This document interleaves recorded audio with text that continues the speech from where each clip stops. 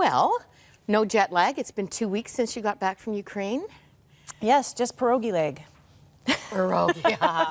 Did you have plenty of those? Best pierogies I've ever had in my life. My No goodness. wonder. I've been walking every day since I got back. Well, we don't hear very much about Crossroads in the Ukraine. What have we been missing? Well, I've been saying, we haven't really told our own stories well, and this is why I'm so excited to get to do what I do. We did an appeal for the Ukraine in 2007. And ever since then, we've been doing incredible work there. And so I got to go see it. And when you get to go see something where you've been sticking it out for something like 6 years, as it's been now, you really see kind of the arc of ministry and some of the fruit really coming to life now. And that's what I got to see. I went out with a bunch of seminary students, one of the biggest seminaries in Eastern Europe. And every Saturday, they go out and minister to orphans in state-run orphanages, which are some of the worst orphanages you can imagine in terms of funding and care, and even sometimes how the kids are treated. And these kids just go in and love on them. I think that's the biggest thing. They run programs. You can see them here getting ready. They do music, they play games, they do Bible studies, they do dramas. This is the biggest thing for me. They give these orphans their cell phone numbers. To call at any time? To call at any time when anything's going on in their life. And to me, that's where the rubber meets the road. It's one thing to give up a Saturday and go minister. It's another thing to be accessible. But you see it on these kids. They run to the door. They look out the window. They hug them. They hang on them when they're there. They don't want them to leave. They were trying to stop us from leaving, banging on the windows, trying to hold them back, trying to block the road. It was enough to break your heart, actually, to see these little kids just, longing for love. This would be the only sense of family that they would have, the connection with these students. Oh, bless the people who work in these orphanages, but a lot of them, it's just their job, And some of the students I interviewed, they said one of the orphanages was so awful that they used to say about it, it's the place that God forgot. And so I think this is what's so cool about what we're doing, because God has not forgotten it. And these students are the sign. They're going in there and they're bringing love. You were telling me that some of the beds are pretty bad. I mean, you were probably getting a backache looking at them, but the kids would rather have a playground. I think that's one of the projects. Beyond doing this outreach, we're helping in practical ways. One of the projects was to build a playground for these kids because they don't have any.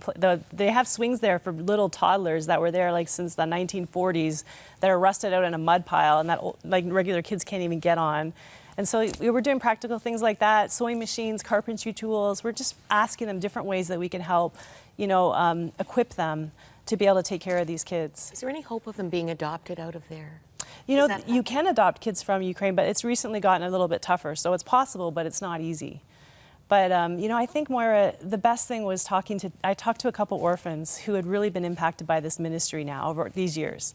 And that was what really blew me away. I talked to Roman, a really cool guy, and his face was so expressive. You could see the pain when he talked about his parents. His parents are alive, as many orphans in Ukraine are. They're alcoholics and drug addicts, many of these kids' parents. So he got sent away to an orphanage, really broke his heart.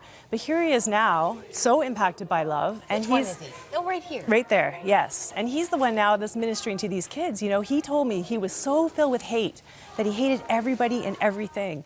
And because when these kids came in and loved him, he didn't believe it. And he even behaved even worse toward them and everyone else, But when he finally realized that this love was true and it was real, he gave his life to the Lord and went through a journey of forgiving his mother. And now he's in seminary and he wants to change the world through love and help these kids as well. And so you just see how love can transform a life. And that's what I left with. I was just so convicted that if we as people of faith could actually just do what the Bible says and love others, truly love others, we could change the world. And the reality is, nothing's impossible. With the resources, more children, more blessing for them, more provision for them, more students making an impact. We want to do more for these orphanages. We want to do more to fund these programs. That's our bus. We bought the bus that takes the students, right? Yeah, absolutely. We fund the bus. We fund what they give away on the weekends. We fund the person who runs the program. Or I should say you fund, because it's really from people who have been faithfully giving to Ukraine all this time that is funding this work. And we just want to continue it and expand it and continue to help these kids because, when you think about Roman growing up hating everyone, who would that man have become? Would he have become a Boston Marathon bomber? Would he have become, you know, a murderer? You know, he would have become an awful person. And now he's the exact opposite. And so that's what people's giving is doing. You know, you've been so busy, you didn't get to see the program yesterday. The last 2 days, we had Toni Nolan here, born to a homeless prostitute, and when she was institutionalized with mental illness, he was purchased for $200 into a completely abusive, terrible home, and a desperate young life of drug addiction and just a mess. Could have been a throwaway, but Toni was redeemed. Not with perishable things such as silver or gold, but with the precious blood of the Lamb, 1 Peter 1:18 says. The healing love of Christ has reversed the curse. That's what you're illustrating here too, Cheryl.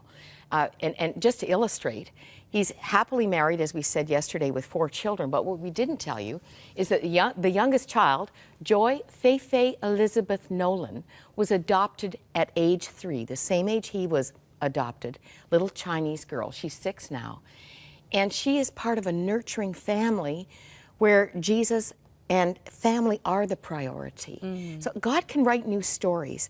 You've just actually you will be bringing a portrait of this young man in a fuller measure. At the end of May, we'll be bringing Roman's story, so I'm really excited to tell that. And more from Ukraine, because we've missed Ukraine. You know, it's important to tell these stories because it's their faithful giving that's causing this to happen. And we just want people to be encouraged today that they are changing people's lives, and ask as well that you continue to join us and partner with us, because it really is making a difference. And I have the privilege of going to see that all over the world. Well, keep coming back, Cheryl. I will.